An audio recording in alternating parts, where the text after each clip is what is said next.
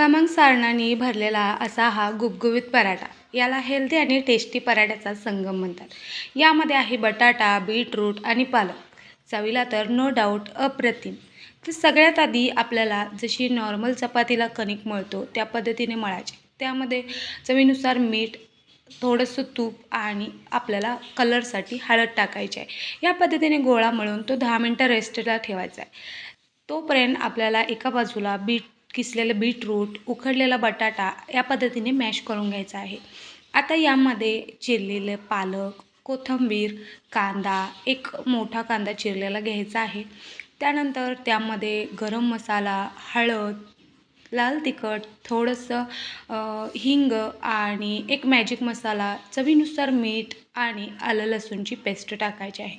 आता हे सगळं सारण आपल्याला एकजीव करून घ्यायचं आहे. आता कणकीचा एक गोळा तोडून जशी नॉर्मल चपाती आपण लाटतो त्या पद्धतीनेच लाटून घ्यायची आहे.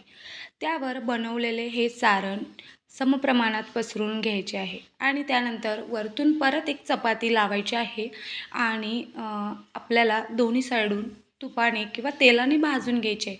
तुम्ही जसं आपण पुरणपोळीला जसं सारण भरतो त्या पद्धतीने ही चपाती लाटू शकता. पण त्यामध्ये काय होतं, थोडंसं सारण बाहेर येतं आणि सगळीकडे पसरतं. त्यामुळे ही पद्धत मला आवडते स्पेशली. त्यानंतर बघू शकता दोन्ही साईडून खमंग या पद्धतीने भाजल्यानंतर खाण्यासाठी आपला हा पराठा तयार आहे. मंडळी, तुम्ही पण खायला या आणि तुम्ही पण तुमच्या घरी रेसिपी नक्की ट्राय करा. व्हिडिओ आवडला तर चॅनलला सबस्क्राईब करा. भेटू परतच्या व्हिडिओमध्ये. तोपर्यंत बाय बाय.